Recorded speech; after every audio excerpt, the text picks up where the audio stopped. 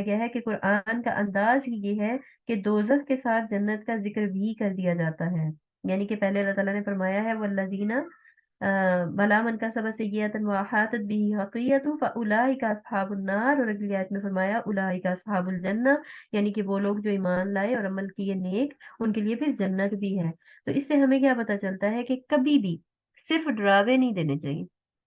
جب بھی کوئی ایسی بات کرے جس کے اندر کوئی ڈراوا یا کوئی ایسی بات ہو کہ آپ ترغیب دلا رہے ہیں، تو اس میں ترہیب بھی ہونی چاہیے. یعنی کہ ترہیب کے ساتھ ترغیب دونوں لازم و ملزوم ہے. صرف ڈراوا بھی نہیں ہونا چاہیے کہ جس سے ڈر کر انسان جو ہے وہ ہٹ جائے اور اس کو لگے کہ اللہ کی طرف سے صرف ہمیں عذاب ہی ملنا ہے. اور نہ ہی صرف ترغیب ہونی چاہیے کہ صرف خوشخبریاں ہی خوشخبریاں، اور اس میں لگے کہ نہیں کچھ بھی نہیں ہوتا، جو کر رہے ہو کرتے چلے جاؤ. تو اس لیے دونوں چیزیں ساتھ ساتھ.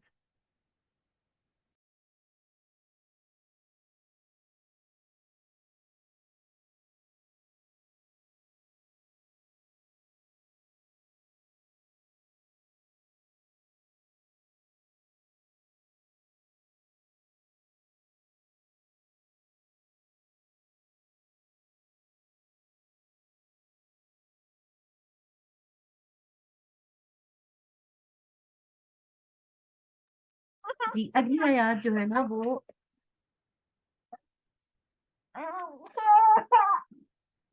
بہت اہم ہے، اور اس میں اللہ تعالیٰ ایک اپنے عہد کا ذکر کر رہے ہیں. اور اس عہد کو اگر ہم غور کریں گے تو یہ ہمارے لیے بھی بڑی اہمیت کا حامل ہے، کیونکہ اس میں بہت سی باتوں کا ذکر ہو رہا ہے. وَإِذْ أَخَذْنَا مِيثَاقَ بَنِي إِسْرَائِيلَ لَا تَعْبُدُونَ إِلَّا اللَّهَ، اور وہ وقت یاد کرو جب ہم نے بنی اسرائیل سے پختہ عہد لیا تھا کہ تم لوگ اللہ تعالیٰ کے علاوہ کسی کی عبادت نہ کرو گے. اور کیا عہد لیا تھا؟ وَبِالْوَالِدَيْنِ إِحْسَانًا، اور والدین سے وذیل قربا، والدین سے احسان کرو گے، ٹھیک ہے، وذیل قربا اور رشتہ داروں کے ساتھ، والیتاما والمساکین اور یتیموں اور مسکینوں کے ساتھ اچھا برتاؤ کرو گے. وقولوا للناس حسنا، اور لوگوں سے بھلی باتیں کہو گے. وَأَقِیمُوا الصَّلَاةَ وَآتُوا الزَّکَاةَ، اور نماز کو قائم کرو گے اور زکوٰۃ دیتے رہو گے. پھر تم میں سے ماں سوائے چند آدمیوں کے باقی سب اس عہد سے پھر گئے، اور اب تک تم اس عہد سے اعراض کر رہے ہو.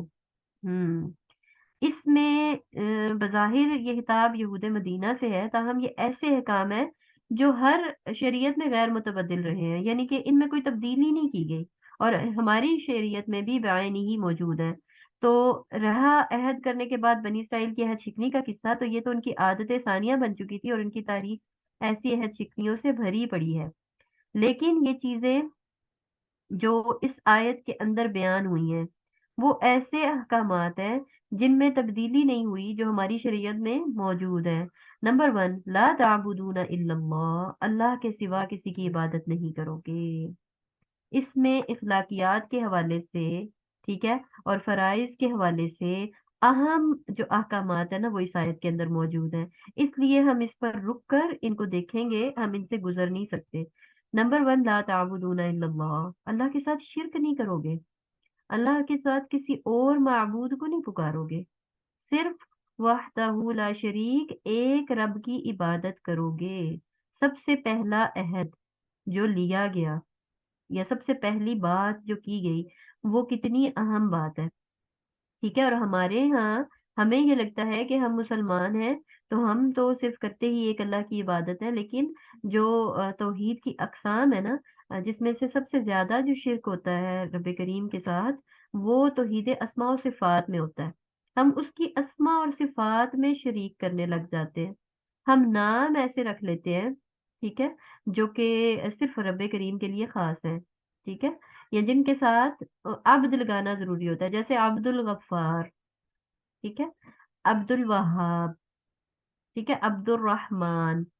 تو چند چیزیں ایسی ہیں جو نام اگر ہم نے رکھنے ہیں تو ہم عبد لگا کر کے اس کا بندہ، ٹھیک ہے، ہم صرف وہ نام اپنے ہمارے جو رب کے لیے خاص ہے. جیسے اللہ ایک ایسا نام ہے جو اللہ کے علاوہ کسی کا نہیں ہو سکتا، ٹھیک ہے.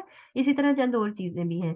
اسی طرح پھر اس کی صفات میں جو ہے نا وہ شامل کر لینا، یہ کہنا کہ ہاں اللہ تو کرتا ہی ہے، لیکن یہ کچھ لوگ اور بھی مزید ایسے ہیں جو اس کے ہاں سفارش کرتے ہیں تو ہمارے کام ہو جاتے ہیں. تو یہ اس طرح کا عقیدہ رکھنا بھی اس آیت کے منافی ہے. اگر ہم یہ عقیدہ رکھتے ہیں کہ کوئی اور بھی ایسا ہے جو اس کی صفات میں کہیں تھوڑا بہت شریک ہے، نعوذ باللہ، جو کوئی اور بھی ایسا ہے جو اس کے ہاں سفارش کرتا ہے، تو پھر ہماری جو ہے نا کام بن جاتے ہیں، ٹھیک ہے، اور ہماری جو کیا کہتے ہوتے ہیں اس کو، بیڑیاں جو پار لگ جاتی ہیں. تو اس طرح کے جو معاملات ہیں نا، یہ صرف رب کریم کے ساتھ خاص ہیں. کوئی اور ایسا ہے ہی نہیں جو ہمارے رب کے جو کام ہے نا ان کے اندر کسی قسم کی مداخلت کر سکے. اس میں کیا کیا چیزیں آتی ہیں؟ رازق صرف اللہ کو ماننا، مالک صرف اللہ کو ماننا، خالق صرف اللہ کو ماننا، اس کے علاوہ کوئی پیدا نہیں کر سکتا، اس کے علاوہ کوئی رزق نہیں دے سکتا، اس کے علاوہ کوئی ہمارے اوپر ملکیت نہیں رکھتا، اس کے علاوہ کوئی اولاد نہیں دے سکتا، اس کے علاوہ کوئی مشکل میں ہماری پکار کو سن نہیں سکتا، اس کے علاوہ کوئی دعائیں قبول نہیں کر سکتا، اس کے اذن کے بغیر کوئی اس کے ہاں سفارش نہیں کر سکتا. یہ سارے ایسے عقائد ہیں جس میں وہ یکتا ہے. یہ ساری اس کی صفات ہیں جن میں وہ یکتا ہے. اس کے علاوہ کوئی ان صفات میں اس کا شریک نہیں ہے. تو ان سب پر ہمیں غور کرنے کی ضرورت ہے. لا تعبدون الا اللہ. نیکسٹ کیا ہے؟ وَبِالْوَالِدَيْنِ احسانا، اور والدین کے ساتھ احسان کرو. اب قرآن میں نا یہ پہلی آیت آئی ہے ابھی تک جب جو ہم تفسیر پڑھ رہے ہیں اس میں، لیکن آگے آپ دیکھیں گے کہ جہاں جہاں اللہ تعالیٰ والدین کا ذکر کرتے ہیں نا، وہ اپنے حق کے فوراً بعد جو ہے نا والدین کا ذکر کرتے ہیں کہ میرے ساتھ شریک نہ کرو اور اپنے والدین کے ساتھ نافرمانی نہ کرو. اب یہاں پر بھی فرمایا وَبِالْوَالِدَيْنِ احسانا، اور والدین کے ساتھ احسان کرو. احسان کیا ہوتا ہے؟ اس کی ڈیفینیشن میں آپ لوگوں سے بھی لینا چاہوں گی.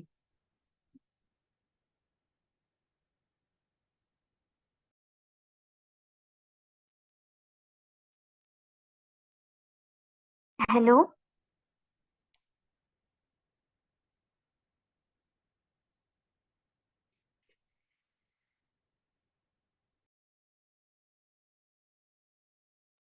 جی جی بیٹا میں سن رہی ہوں. احسان کسے کہتے ہیں؟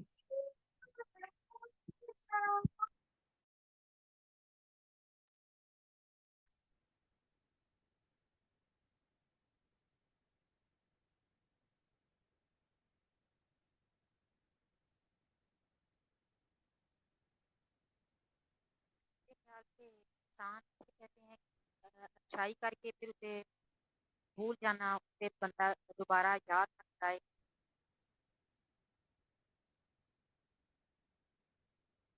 جی مہرو آپ بتائیے.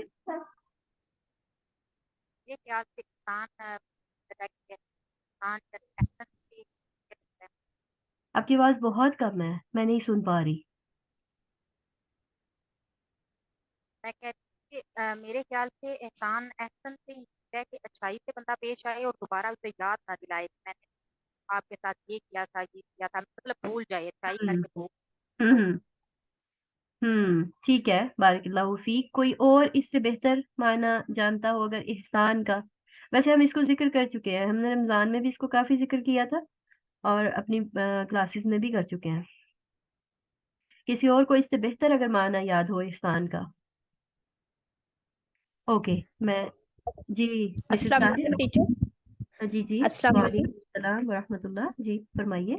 ٹیچر احسان کا یہ مطلب ہے کہ کسی کے ساتھ اتنا اچھا سلوک اس لیے کیا جائے کہ کوئی اس سے غرض نہ ہو، غرض کے بغیر اچھا سلوک کرنا، ہوں کہ ٹھیک ہے. ہمیں اس سے کوئی مطلب نہ ہو تو پھر ہوں اس کے ساتھ احسان کیا جائے. اور والدین اوکے. کے ساتھ یہی ہے کہ ہم ان سے یہ نہ رکھیں کہ وہ ہمارے یعنی کہ کام آئیں گے یا ہمارا خیال رکھیں گے، وہ ہمیں اس کے علاوہ ان کا خیال رکھنا چاہیے اس سوچ کے بغیر، کیونکہ وہ ہمارے ٹھیک ہے والدین. ٹھیک ہے بارک اللہ فیک. اچھا اس کا معنی میں آپ کو بتاتی ہوں اور اس کو آپ لوگوں نے اب اپنے ذہن میں رکھنا ہے. احسان ہوتا ہے کسی کے ساتھ جتنا، مطلب ایک ہوتا ہے عدل کرنا، ٹھیک ہے، کہ برابری کی سطح پہ کرنا، جتنا وہ کر رہا ہے ٹھیک ہے اتنا ہی آپ نے بھی کر دیا، یہ عدل ہے. ٹھیک ہے. لیکن جتنا وہ کر رہا ہے آپ نے اگر اس سے بڑھا کر کیا تو یہ احسان ہے. ٹھیک ہے. احسن طریقے پہ کرنا نکلا یہ احسن سے ہی ہے، لیکن احسن طریقے پہ کرنا، احسن طریقے پہ کرنے سے مراد یہ ہے کہ جتنا اچھا کرنا چاہیے تھا نا اس سے زیادہ اچھا کرنا. تو والدین کے ساتھ احسان کا حکم ہے، اور جتنا کرنا چاہیے تھا اتنا بھی نہ کرنا ظلم ہے، اتنا بھی نہ کرنا ظلم کہلاتا ہے. ٹھیک ہے، تو 3 درجے جو ہم نے رمضان میں ڈسکس کیے تھے، اگر کسی کو آپ میں سے یاد ہو کہ ہم کس درجے پر رہتے ہیں، درجہ عادل، درجہ ظلم یا درجہ احسان. ٹھیک ہے، تو یہ ہم نے دیکھنا ہوتا ہے.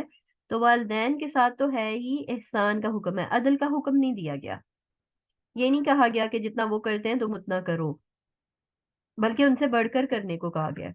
ٹھیک ہے، ہم لوگ کیا کہتے ہیں ہمارے اپنے والدین کے بارے میں، یا آج کی جو جنریشن ہے وہ کیا کہہ رہی ہوتی ہے کہ انہوں نے جو کیا وہ تو ان کا فرض تھا نا، ہم ان کی اولاد تھے، انہوں نے پالنا نہیں تھا ہمیں، انہوں نے کون سا احسان کیا ہمارے اوپر. لیکن اللہ تعالیٰ کیا کہہ رہے ہیں کہ احسان کرو، جتنا انہوں نے کیا ہے نا اس سے بڑھ کے کرو. ٹھیک ہے، اور ہمارے جو معاشرہ ہے، جو اس وقت کے حالات ہیں، وہ بڑے ہی جو ہے نا وہ ڈس اپوائنٹنگ ہے. بالکل یوں لگتا ہے نا کہ اولاد کو بالکل قدر اور وقت اور اہمیت نہیں رہی. اور مجھے وہ حدیث بالکل ایز اٹ از لگتی ہے کہ ابھی وہ وقت ہے کہ جب وہ حدیث پوری ہو گئی ہے، کہ نبی کریم صلی اللہ علیہ وسلم نے فرمایا تھا نا کہ قرب قیامت کی ایک علامت یہ بھی ہے کہ جب ماں اپنے آقا کو جنم دے گی، ماں لونڈی ہوگی، ٹھیک ہے، اور اولاد جب اس کے آقا بن جائیں گے.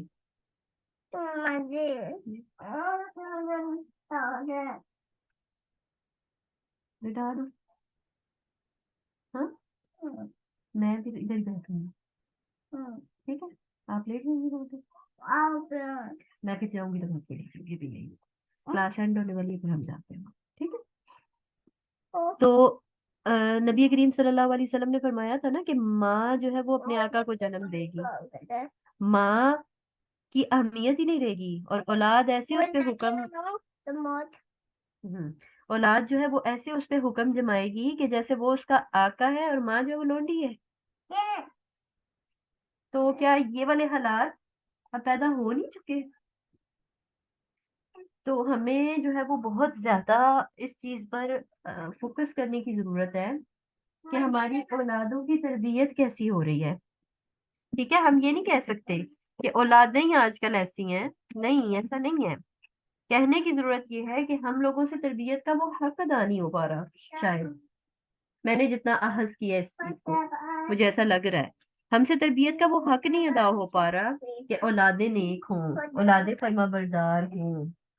ہم لوگ اس طرح کی تربیت نہیں کر پا رہے شاید، کیونکہ یہ بھی تو کہا گیا نا، نبی کریم صلی اللہ علیہ وسلم نے یہ بھی فرمایا نا کہ بچہ تو جو ہے وہ فطرت پر پیدا ہوتا ہے. اور اس کے والدین جو ہے وہ اس کو یہودی یا عیسائی یا جو بھی بنا دیتے. ٹھیک ہے، تو وہ تو فطرت سے پیدا ہوا تھا.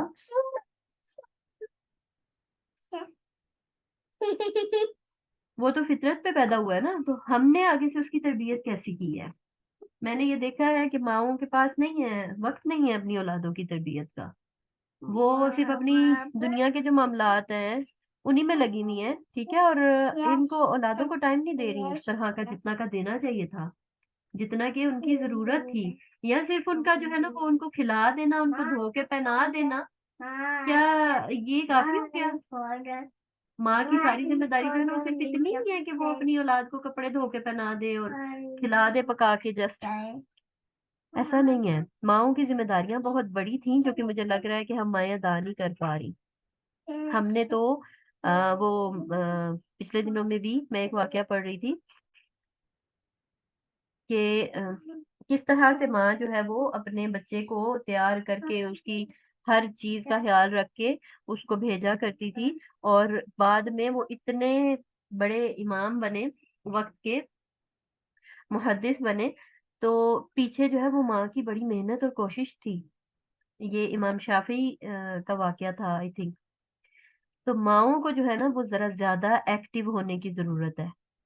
ٹھیک ہے، اگر ہم یہ چاہتے ہیں کہ کل ہماری اولادیں ہمارے ساتھ احسان کا رویہ رکھے نا، تو آج ہمیں ان کے اوپر جو ہے نا وہ محنت کرنے کی ضرورت ہے. ہم ان کو دین پڑھائیں تو صحیح، پہلے ہم ان کو پہلے بتائیں تو صحیح کہ دین کہتا کیا ہے، قرآن میں تمہاری ذمہ داری کیا بتائی گئی ہے. وہ ہم بتاتے نہیں ہیں، لیکن ہم ان سے वापसी में जो है ना वो चाहते हैं कि वो हमारे साथ अच्छा रवैया रखें, बट कैसे, जब हमने अपना काम ही नहीं किया पूरा। कोई कुछ कहना चाह रहा था, किसी का माइक ऑन हुआ था आई थिंक। कह रही थी कि मेरा ये था कि जी यहाँ जी पे आपने बोला कि वालिदा की जो तरबियत की जिम्मेदारी होती है, तो ये सिर्फ वालिदा ही कंट्रीब्यूट करेगी इसमें, मतलब वालिद का कोई किरदार नहीं है, या उनसे नहीं पूछा जाएगा कि दोनों, जी या दोनों को करनी चाहिए, या घर का एक माहौल भी तो होता है ना। तो अगर वो ही हम्म। ना हो तो फिर बच्चे, मतलब इसमें फिर किसका, मतलब कौन जिम्मेदार होगा कि एक कर रहा है तो एक नहीं कर रहा, या कुछ इस तरह देखिए, से। जब हम कोई भी काम कर रहे होते हैं ना, ठीक है, हम कोई छोटा सा भी प्रोजेक्ट लेते हैं तो उसको हमें कंप्लीट करने के लिए ना साजगार माहौल सबसे पहले मैटर करता है। ठीक है। और कहाँ कि हम एक आने वाले वक्त के लिए एक नस्ल तैयार कर रहे हैं। ठीक है, तो क्या हमें उसमें माहौल मैटर नहीं करेगा? बिल्कुल करेगा, हमें माहौल चाहिए होता है वैसा। हमें वैसी जो है ना वो मतलब सारी ही चीजों को हमें उसके मुताबिक करना होता है, तब जाके वो सारा मामला सेट हो पाता है। लेकिन देखें, अब अगर वालिद जो है ना उसके बारे में जो हमें मिलती है बात, वो ये मिलती है कि उससे ये पूछा जाएगा कि उसने अपनी औलाद के लिए क्या किया। ठीक है। और वालिदा से भी पूछा जाएगा उसकी रियाया के बारे में कि वो जिस घर पे निगरान थी, अपने शोहर का घर और उसके बच्चे, उस पे उसने अपनी जिम्मेदारी पूरी की या नहीं की। लेकिन आपको बड़े जो है ना वो अफसोस से मुझे कहना पड़ता है कि मैंने देखा है कि वालिद लोग जो है ना वो इस मामले में काफी हद तक कोताही में नजर आते हैं, और उनको लग रहा होता है कि शायद सिर्फ वालिदा की जिम्मेदारी है। हम्म। और वालिदा जो है वो बेचारी अपने घर में और अपने सारे मामलात में इस कदर पिसी हुई होती है कि उसका ध्यान ही नहीं होता इन चीजों की तरफ, कि बाकी सब चीजें तो चल रही हैं, खाना कपड़ा सफाई धुलाई ये वो सब कुछ वो तो चल रहा है। लेकिन क्या जो मेन काम था कि नस्ल तैयार करनी है, ठीक है, देखिए हमने नहीं होना। हम्म। और हमारे घरों ने भी उसके बाद उस रूटीन में नहीं रहना। आज से कुछ साल बाद देखें तो ये घर वैसे ही रहेंगे, नहीं, इन्होंने खत्म हो जाना है। लेकिन इस मुल्क का या इस दुनिया का निजाम जो चलाने वाली है ना वो हमारी आने वाली नस्ल होगी। उस पे फोकस करने की ज्यादा जरूरत है बनिस्बत इसके कि इन सारी चीजों पे हम लोग अपना ज्यादा टाइम लगाएं। लेकिन मसले की बात यह है कि वालिद का काम उसको लग रहा होता है कि सिर्फ बाहर से ला के कमा के दे देना, मेरी जिम्मेदारी खत्म। वालदा का लगता है कि उसने पका के दे दिया, मेरी जिम्मेदारी धो के दे दिया, खत्म। तो फिर इनकी तरबियत के वक्त जो है वो हम कहाँ से निकालेंगे और कैसे करेंगे? और यही चीज मुझे लगता है कि वालदा के ऊपर जिम्मेदारी ज्यादा आयद होती है। ठीक है। वालदा के ऊपर जिम्मेदारी ज्यादा आयद होती है क्योंकि बच्चा जितना क्लोज माँ के होता है ना शुरू के सालों में, उतना क्लोज बाप के भी नहीं होता। वो शुरू के साल माँ जो है ना अगर अपने बेस्ट देती है, ठीक है, तो मुझे लगता है कि काफी सारी चीजें तो वो उस वक्त ही घोल के पिला देती है अपने बच्चे को। और उस वक्त में अगर वो उसको टाइम नहीं देती तो फिर जो है वो बाद वाले सालों में आके वो जितना भी बोल ले, जितना भी चीख ले, वो उसके अंदर नहीं डाल सकती अगर वो शुरू के साल उसने स्ट्रगल नहीं की। हरीम का माइक ऑन हाँ, है। मैं हरीम की मदर मैं अच्छा। यहाँ पे एक पॉइंट ऐड करना चाहूंगी। अस्सलाम वालेकुम। कि वालेकुम एक सलाम। एक बहुत ही इम्पोर्टेंट चीज है फादर की तरफ से कि एक हम्म जो हम हमें छोटी से छोटी बात कही हुई है ना कि एक सिर्फ झूठ बोलने से मना किया हुआ ना, तो उस हम्म चीज का झूठ बोलने की इतनी मतलब नहुसत होती है, नमाज ना पढ़ने की इतनी नहुसत होती है। कहते हैं कि एक हम्म बच्चा अगर आपका नमाज ना पढ़े तो एक 10 साल से ऊपर, तो उसका इफेक्ट जो है ना पूरे घर पे उसकी नहुसत फैल जाती है। बिल्कुल तो बिल्कुल बिल्कुल ऐसे ही इसी तरह वालिद का एक बहुत इंपॉर्टेंट रोल है, बाकी भी जिम्मेदारियां उसकी उसमें इन्वॉल्व होना चाहिए उसको, लेकिन है। एक बहुत बड़ा जो वालिद का रोल है वो ये कि उस औलाद का फर्ज, औलाद का हक है कि वालिद हलाल कमाई ला के बच्चों के हलाल का नवाला खिलाए। बिल्कुल। और बिल्कुल। दूसरे नंबर पे ये कि हम औरतें जो सी है ना, इसमें हमारा बहुत बड़ा हाथ होता है औलाद की तरबियत में, लेकिन हम्म हम एक चीज भूल जाती हैं कि अपने आप को इतना उन हालात के सपोर्ट कर देती हैं कि हमें अपनी मतलब जिम्मेदारियों में इतना इन्वॉल्व कर देती हैं कि मतलब अपनी सुध बुद्धि जो सी है ना वो खत्म कर लेती हैं। बिल्कुल ठीक कह रही है। एक औरत जो सी है उसको अपनी एजुकेशन जो सी है ना जिस तरह मतलब सारी लाइफ में लर्निंग होती रहती है, इस तरह एक औरत को के लिए भी जरूरी है کہ وہ بچوں کی تربیت پہ ان کے اب تو اتنی زیادہ یوٹیوب پہ ہمیں اتنی زیادہ اس چیز کی اویلیبل ہے انفارمیشن کہ بعض اتنی چھوٹی باتیں ہوتی ہیں اگر آپ ان کی سنیں کہ ہم لوگ اس کو بادر ہی نہیں کرتے کہ بالکل اتنی ایسا چھوٹی باتیں ہیں جوائنٹ فیملی سسٹم میں اس کے حل بتائے ہوتے ہیں اور ہم لوگ اس سے اپنی پرسنالٹی کو امپروو کر سکتے ہیں بچوں کی تربیت جو سی ہے اس کے مطابق بھی اپنے آ آپ کو سکتے ڈھال سکتے ہیں اس ماحول کے مطابق اور ہیں۔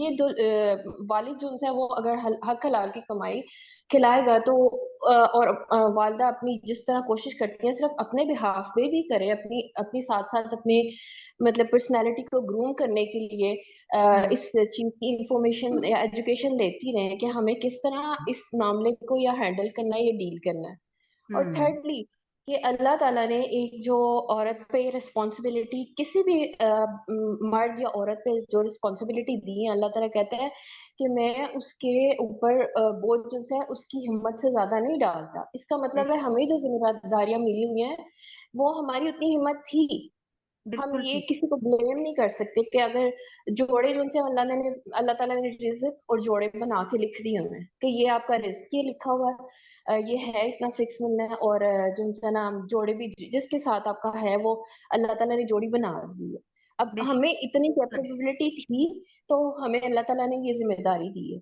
اس لیے ہمیں بلیمنگ گیم سے نکل کے نا اپنے آپ کو گروم کرنے کی ضرورت ہے بچوں کی اگر ہم چاہتے ہیں کہ ہم کس طرح اس ماحول سے بیٹر طریقے سے ڈیل کریں تو ہمیں چاہیے اس طرح کہ یہ جو ہم ایجوکیشن اس چیز کی لیں کہ بچوں کی تربیت کس طرح کرنی چاہیے کہ ہمیں بہت مٹیریل اب یوٹیوب پہ ہی مل جاتا ہے کسی سے پوچھنے کی کسی کے پاس جاننے کی یا کسی سائیکیٹرسٹ سے وہ کرنے کی بھی ضرورت نہیں ہے مطلب اتنے اتنے اچھے وہ یوٹیوب میں ہی ہوتے ہیں اسکالرس جو آپ کو ان چیزوں کے بارے میں بتاتے ہیں کہ کس طرح آپ نے ہینڈل کرنا ہے کیونکہ اللہ تعالیٰ نے یہ نہیں پوچھنا کہ آپ کے ہسبینڈ نے کیا کہ نہیں اللہ میں نے یہ پوچھنا ہے کہ آپ کی رسپانسبلٹی میں نے بنائی تھی آپ کی ہمت سے زیادہ نہیں ڈالا تھا آپ نے کیا کیا اور یہی بالکل ہماری چھوٹی چھوٹی کوشش ہے نا یہ ہمیں جو انسان ہے انشاءاللہ اللہ تعالیٰ ہمیں اس میں سرخرو کر دے گا اور اس میں ماؤں کو بھی پریشان ہونے کی ضرورت نہیں ہے صرف تھوڑی سی ہمت مارنے کی ضرورت ہے کیونکہ دنیا امتحان ہے ہمارے لیے بھی اور سب کے لیے بھی ان کے لیے بھی ہمارے لیے بھی ہمیں بے اپنی کوشش کرنی چاہیے باقی اللہ میں آپ پھل ڈالنے والے اللہ تعالیٰ کوشش دیکھتے ہیں بے شک، جزاک اللہ خیرہ، بہت اہم پوائنٹ جو آپ نے اٹھائے ہیں، بہت اہم تھے۔ اللہ تعالیٰ آپ کو جزائے خیر عطا کرے۔ تو اسی کو میں آگے لے کے چلنا چاہوں گی کہ دیکھیے ہماری جو رسپانسبلٹی ہے نا ہم عورتوں کی، وہ اس لحاظ سے تھوڑی سی زیادہ اس وجہ سے بھی ہے کیونکہ ہم تربیت جو ہے نا وہ کر ہی ماں سکتی ہے مجھے لگتا ہے۔ باپ جو ہوتے ہیں نا ٹھیک ہے وہ اس لحاظ سے اپنا رول ادا کرتے ہیں، لیکن جو تربیت والا جو ہے نا پہلو، وہ ماں کے اندر ہی اللہ تعالیٰ نے رکھا ہے۔ کیونکہ ہم پیچھے اگر جا کر کچھ رول ماڈلس کو دیکھتے ہیں نا تو حضرت ہاجرہ کو دیکھیے، ٹھیک ہے، حضرت ابراہیم اکیلا بچہ چھوڑ کے ان کے پاس چلے گئے ہیں نا، ٹھیک ہے، حضرت ہاجرہ نے نہیں کہا کہ کیوں میں اکیلی کیوں تربیت کروں، میرا فرض ہے، آپ کیوں چھوڑ کے جا رہے ہیں بھائی، ٹھیک ہے۔ اور انہوں نے تو اپنی وہ جو نان نفقے والی تھی چیز اس کے بارے میں بھی نہیں ان سے کہا، ٹھیک ہے، تو وہ ماں کر سکتی تھی تب ماں پہ چھوڑا گیا، ٹھیک ہے۔ پھر وہ کتنی بڑی مثال ہے نا عمران کی، کہ عمران کی بیوی کی، کہ وہ جو قرآن پاک میں آتا ہے اس قالت امرات عمران ربی انی نظرت لک ما فی بطنی محررا، کہ اے میرے رب میرے بطن میں جو کچھ ہے وہ میں تیرے لیے اس کو وقف کر رہی ہوں، ٹھیک ہے۔ تو وہ اس ماں کی اب سوچ دیکھیں جس وقت بچہ پیٹ میں ہے تو وہ اپنے رب کو سونپ رہی ہے، اس وقت میں وہ اس کی فکر کر رہی ہے کہ یہ کس طرح کا ہوگا۔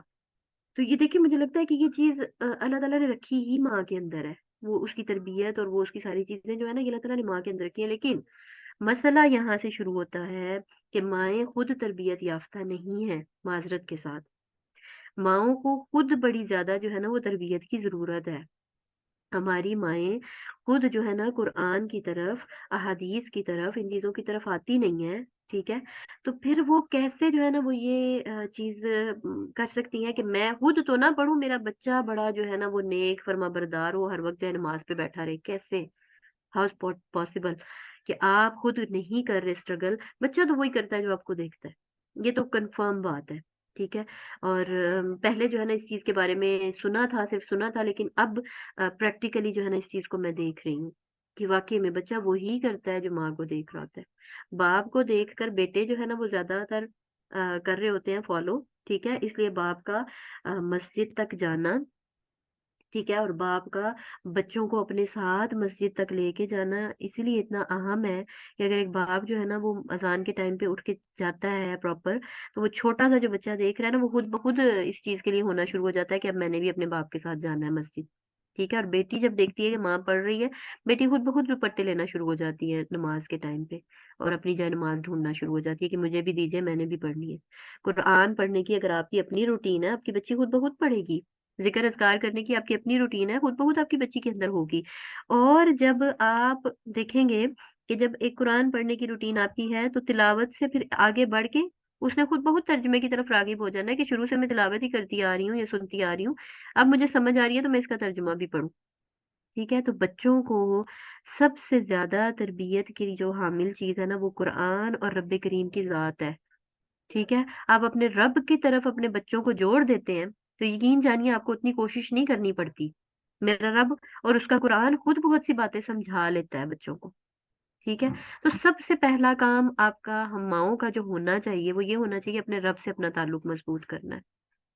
हमारे रब से हमारा ताल्लुक मजबूत हो गया, यकीन जानिए खुद ब खुद हमारे बच्चों की अटैचमेंट हमारे रब के साथ होगी। आप ये देख लीजिए कि माँ का ताल्लुक मेके अपने में ज्यादा स्ट्रांग होता है ना, अपनी माँ, अपनी बहन, अपने भाई, तो यकीन जानिए कि वही जिस माँ का ज्यादा ताल्लुक अपने मैके में मजबूत होता है, वो बच्चे ज्यादा हुमकते हैं अपने ननिहाल की तरफ।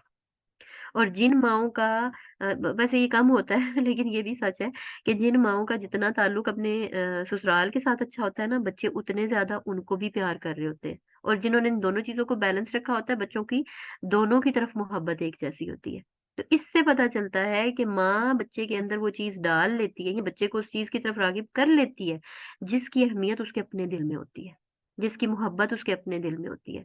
तो माओ के अपने दिल में अगर अल्लाह की, उसके दीन की, उसके कुरान की, नबी करीम सल्लल्लाहु अलैहि वसल्लम की मोहब्बत होगी, तो आप यकीन जानिए कि खुद ब खुद आपके बच्चों के अंदर वो डेवलप होती जाएगी, आपकी बातों से, आपके अमल से, और आपके जो एक्शंस है ना, ये सारे आपके बच्चे की तरबियत कर रहे होते हैं।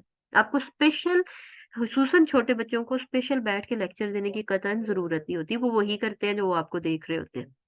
आप बोलते रहे बोलते रहे बोलते रहे, उनको कुछ समझ नहीं आती, उनके कान ही नहीं होते जैसे, ठीक है। लेकिन दिमाग उनका चल रहा होता है, वो आपको करते हुए देख रहे हैं, वो अपने अंदर अब्सॉर्ब कर रहे हैं, वो उन्होंने वो करना है जो वो आपको करते हुए देख रहे हैं, ठीक है।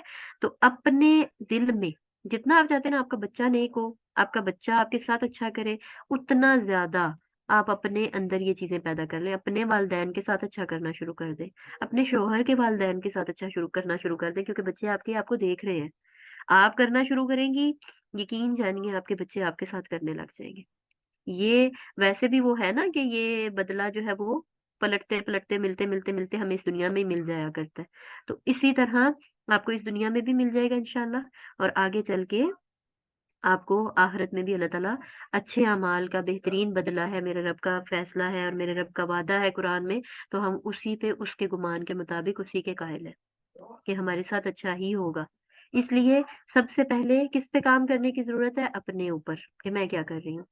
जब मैं अच्छा कर रही हूँ, ठीक है, तो पलट के बुरा मुझे नहीं मिल सकता, मुझे अच्छा ही मिलेगा। और फिर अगर हम वो मिसालें देखें कि बाज ऐसे लोग भी हैं जिनके वालिदैन बड़े अच्छे होते हैं लेकिन औलादें नाफरमान होती हैं, ठीक है, तो वो फिर अल्लाह ताला उनके लिए कोई ना कोई, वो मूसा और खिजर वाले वाकये को याद कीजिए ना, कोई खिजर भेज देता होता है, हुँ? कि जो उनको फिर उस नशूज़ से रोक देता है, और उनको ज़्यादा मसाइल की तरफ जाने से पहले किसी और आज़माइश में डालकर वो ज़्यादा मसाइल की तरफ जाने से उनको रोक लेता है। और क्या फिर आता है कि वो उसी वाक़ये में कि इसके वालिदैन जो है ना इन बच्चों के नेक थे, तो उन बच्चों का खज़ाना जो है ना फिर वो हिज़र से छुपवा लिया जाता है कि कोई और ना ले जाए, क्योंकि इनके वालिदैन नेक थे। तो जब वालिदैन नेक होते हैं ना, असरात आपकी औलादों के अंदर भी जाते हैं, असरात आपकी नस्लों में जाते हैं। तो हमें अमल का जो आज पॉइंट मिला, वालिदैन के साथ एहसान करने के साथ साथ खुद अच्छे वालिदैन बनना है। वालिदा, मेरे पास वालिदाएं सुन रही हैं, ٹھیک ہے؟ اور آپ لوگوں کے پاس ایسے بچے موجود ہیں جو کل وقت کے باپ بھی ہوں گے، ٹھیک ہے، اور کل کسی وقت کی مائیں بھی ہوں گی، تو آپ کے پاس وہ موجود ہے نا، ہمیں ان کی ایسی تربیت کرنی ہے اپنے عمل کے تھرو، اپنے عمل کے تھرو ان کی ایسی تربیت کرنی ہے کہ وہ کل وقت کے اچھے والدین بن سکے، اور ہمیں ابھی اچھے والدین بننا ہے۔ کہیں پہ کسی بھی قسم کی کوئی مسئلہ آتا ہے، کچھ آتا ہے، اپنے اندر اتنا صبر پیدا کرنا ہے کہ میرے بچے کے اندر وہ صبر نظر آئے۔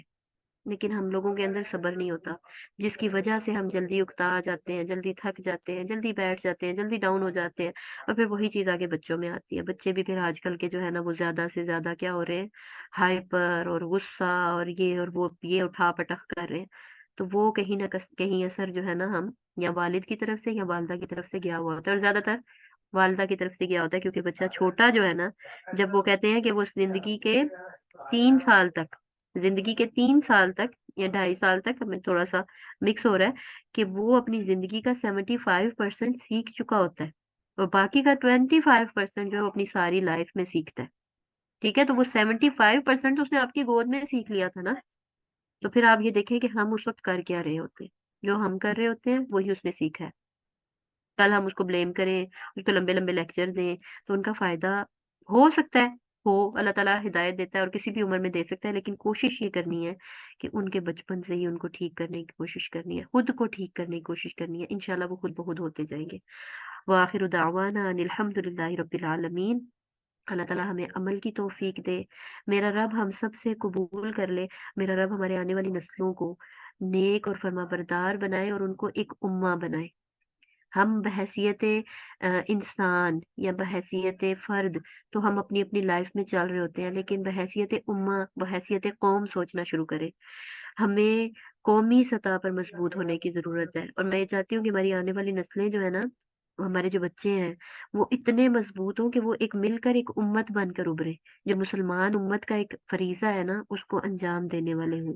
اللہ تعالیٰ ہماری اولادوں میں اس طرح کے ثمرات رکھے کہ ہم ان کو دیکھیں، اور ایک وقت آئے کہ ہم یہ دیکھیں اور ہم یہ سوچیں کہ الحمدللہ وہ وقت آ گیا اور ہم اپنی آنکھوں سے دیکھ رہے ہیں کہ ہم آج ہماری جو قوم ہے وہ ایک امت بن کر ابھری ہے، اور آج یہ جو ہے وہ ایک امت کا جو رول ہے نا وہ ادا کر رہے ہیں، جو اللہ تعالیٰ نے قرآن پاک میں ہمیں سونپا ہے، کنتم خیر امت اخرجت للناس، تم ایک امت ہو، ایک بہترین امت، ٹھیک ہے، اور تمہیں لوگوں کے لیے پیدا کیا گیا تاکہ تم ان کو حکم دو نیکی کا، ٹھیک ہے؟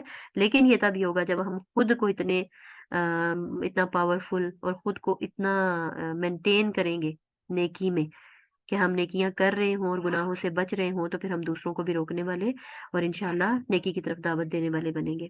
اللہ تعالیٰ ہم سب کا حامی و ناصر ہو، اللہ تعالیٰ ہم سب کے لیے قرآن کو سمجھنا، قرآن کو پڑھنا آسان کر دے، رب کریم اس قرآن کو ہمارے دلوں پہ اتارے، اور اس کے جو صحیح معنی و مفاہیم ہے وہ ہم تک پہنچا دے۔